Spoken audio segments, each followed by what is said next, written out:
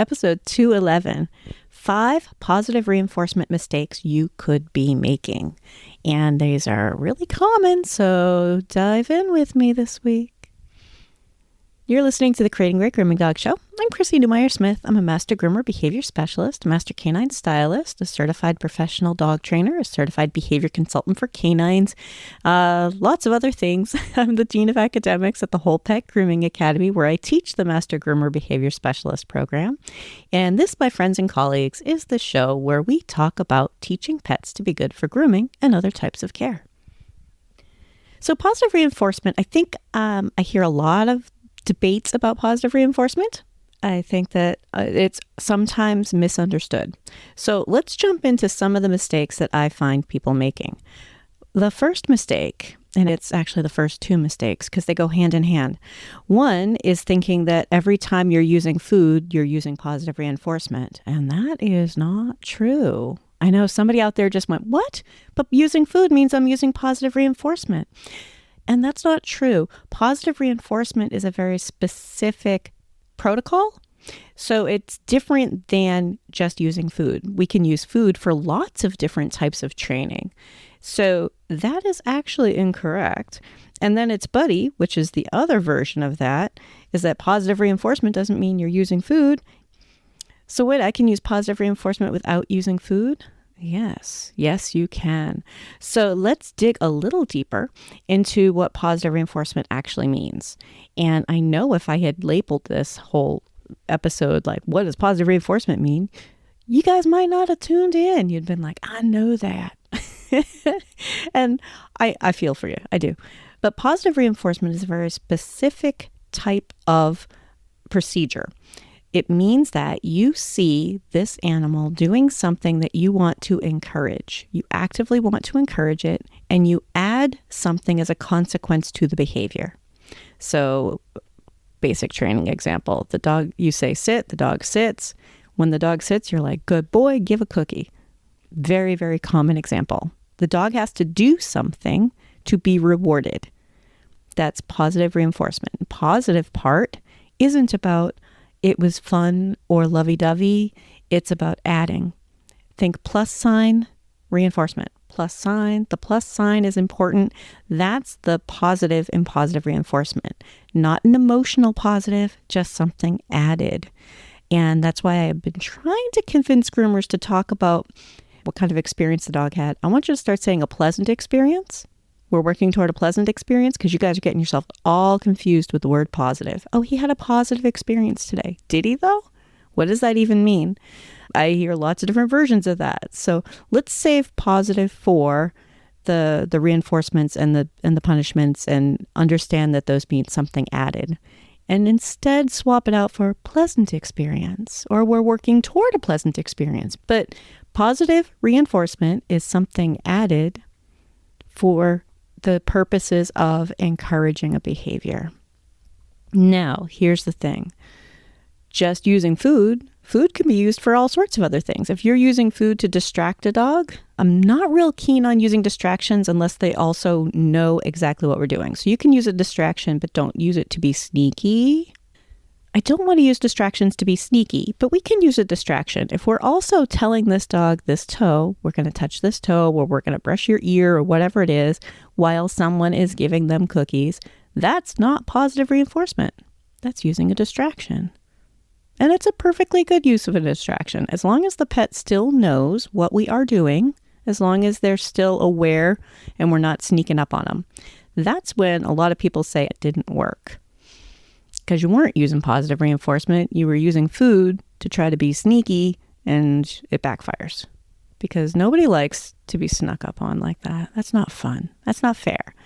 Now, the other part of that, the other side of the coin, positive reinforcement can also be praise, toys, play. So sometimes groomers say, well, we're not allowed to use treats in our facility. And I understand why. We can get into that another time. But the idea that that means that they can't use positive reinforcement is incorrect. If I have a dog who is motivated by petting and praise, then I can use that to reward behavior I liked. I don't need cookies. In fact, while cookies are they're a great training tool, right? I mean, many, many dogs are interested in cookies. But in the grooming setting, and this is really particular for the trainers to hear this, many of these pets are already a little bit stressed out, and they are not going to take cookies from us. And I know trainers say, well, that means they're stressed. I'm like, don't blame the venue. This is what we're dealing with when they're coming to us. This is what we're dealing with in dog grooming. Many times these dogs won't take treats from us. We can still offer treats, and I think there's some value to that. I think that having somebody who's trying to help you be calm and trying to help you be comfortable, who also is offering you treats, I mean, it's just a gesture of goodwill. And eventually you find that maybe they do take the treat. But I have had a personal pet. One of my own dogs was absolutely not interested in treats. And you may have people say, well, yeah, but it's something that they need to survive. So, that just means you're overfeeding. And no, you just haven't had your dog yet who isn't interested in treats. But praise can be really useful. Toys. Now, here's the thing. If you think that those things don't work, it could be because you have to take the individual into account here.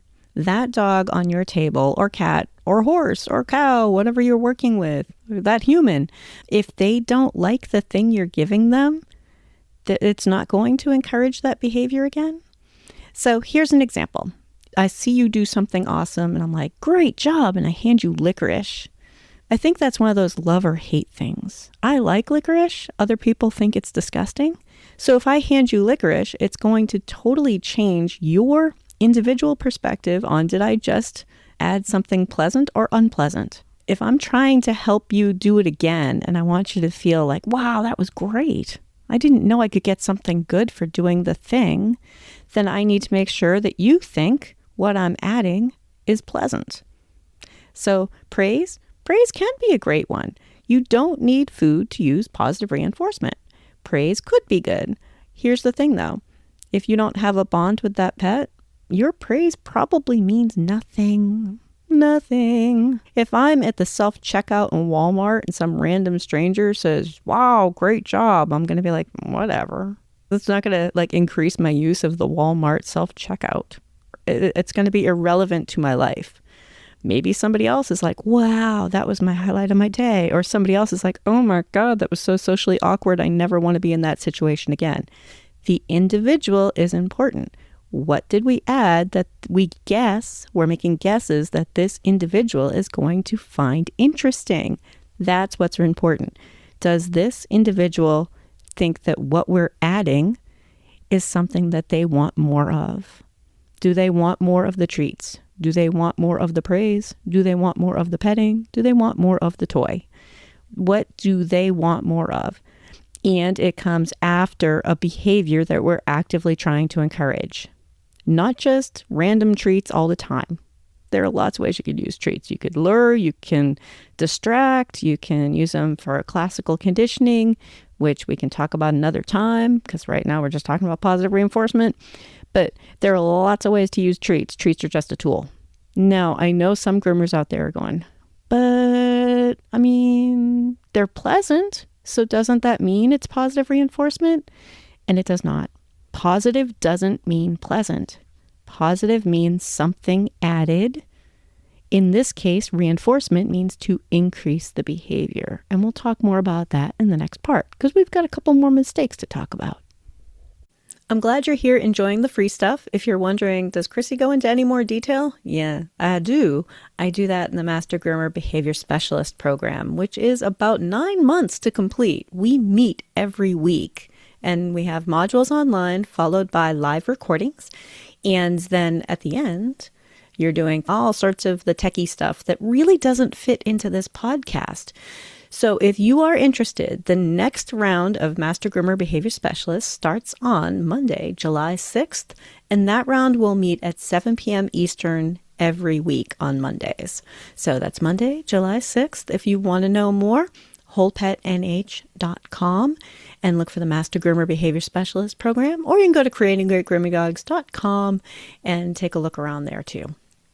If the behavior isn't increasing or staying the same, you're actually not using reinforcement. If we're trying to use positive reinforcement, something added to encourage a behavior that we liked, if we're off our mark, if we aren't quite getting it, if we're accidentally giving something that this dog dislikes and we're decreasing that behavior, it means that we have not effectively used positive reinforcement. It's on us. We misread the dog or cat or horse or goat, whatever you're working with. We misread the situation, and what we added was not something that the animal would find encouraging.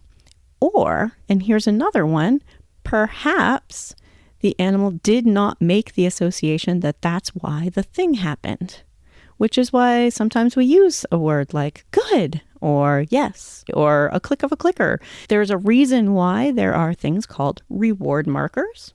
If an animal isn't really understanding that, like, wait, did my action cause the cookie to happen? Did my action? Wait a minute, if I sit again, will the cookie come out? Or in grooming cases, which is usually the stand, if I stand up again, what? Something good happened? Some of our pets don't make that connection very well, and yet that's part of our process. So if we are going to use positive reinforcement to encourage a behavior that's on us as the trainer, in this case, even though you're a groomer or an owner or the dog walker, whoever's listening to this, in this role right now, if you're trying to use positive reinforcement, you are in the trainer role.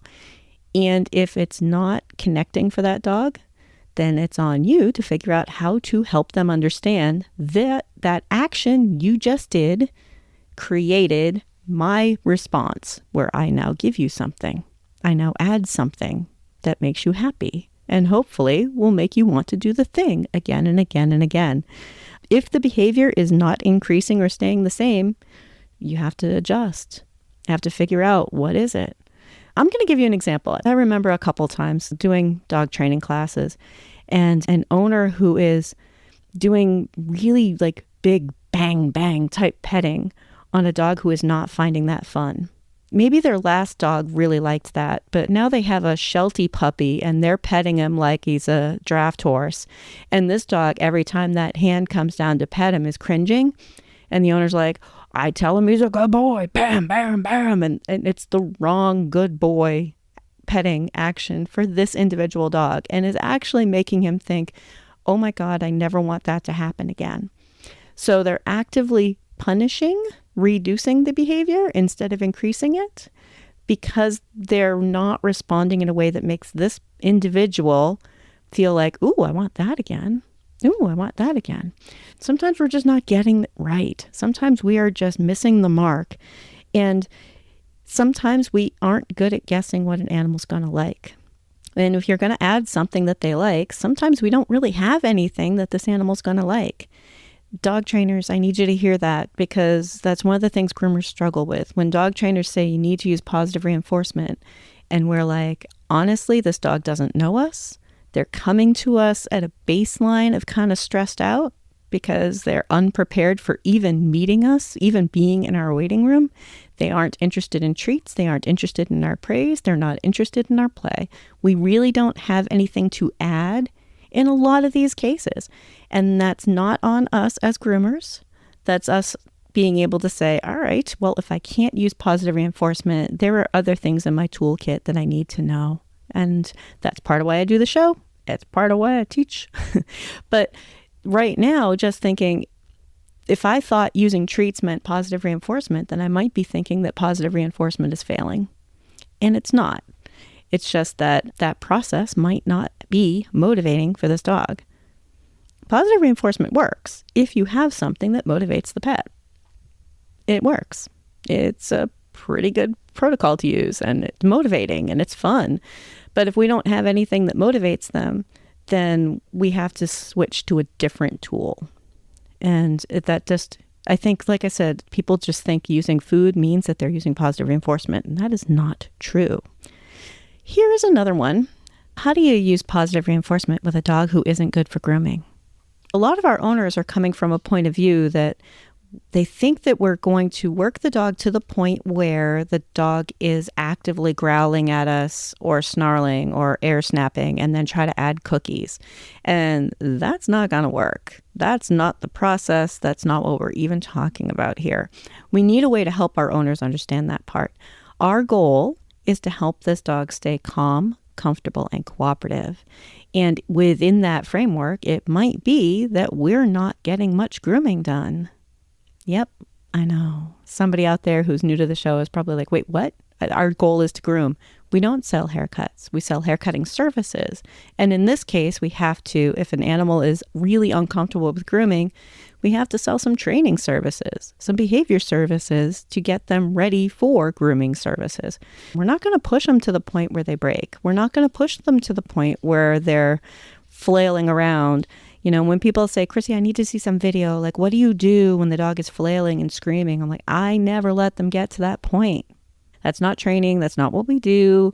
We don't let them get to that point. So we tell our owners, we're going to work with them at the point that he can handle. Find his comfort zone and expand it out. Teach him to trust us. Teach him to like it. Teach him to be good. And we can use positive reinforcement, something added, that's positive, the plus sign, something added, to increase the behavior, to increase or maintain a behavior that we like. But we have to work at a point where we're seeing behaviors that we like. And that's why a lot of people start to think, well, I've tried positive reinforcement, it didn't work. Because they don't understand the structure of positive reinforcement, something added to increase behavior.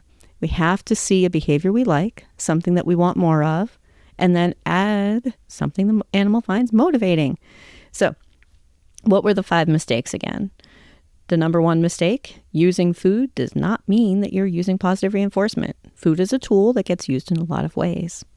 The second one, using positive reinforcement doesn't mean you're using food. You can use positive reinforcement. Something added could be a toy. Something added could be praise. Something added could be playing. Positive reinforcement does not mean using food. That's the second one. The third one, the pet has to like the thing that you add, whether it's food or praise or toys or play. They have to like that and want more of it. And that's guesswork. In a lot of cases, that's guesswork. Number 4 is if the behavior isn't increasing or staying the same, you're not using positive reinforcement. It's a guess about what the learner is going to want more of. And maybe it's time to stop and reassess. Is the animal just not getting it? Do I need a reward marker? Do I need a different type of reward to add? Do I need to pick another type of tool? Because right now I don't have anything I can add that this pet wants. And the 5th one is that you can't use positive reinforcement if a dog is being bad. We need to work at a point where the dog is showing us stuff that we like. So yeah, you don't use positive reinforcement while they're flailing around and screaming, but also don't let them get to the point where they're flailing around and screaming. That should not be happening in dog grooming. If an animal is behaving in such a way that they're being really aggressive, yeah, that's not when you use positive reinforcement. But also, we don't let them get that far in dog grooming. We should not be. I know that's one of my very few times that I'm going to be really opinionated, always and never. But no, we should never be letting them get that bad. It's going to happen once in a while. Maybe we didn't know about a particular area of their body that might be sore or something, but that should not be the norm. Just backtrack out of that and go, yeah, right. Yeah, you don't use positive reinforcement that way. But then you also don't let them get like that during dog grooming. So those are some of the mistakes that I find people are making with positive reinforcement. They think that all food use means that they're using positive reinforcement, and it didn't work. Food is a tool. It's not going to magically make dogs do things that you want them to do. It's just a tool. There are lots of ways to use food. So keep in mind that it's a particular process. Every time you see positive reinforcement, I want you to see a plus sign, something added. That's what positive means.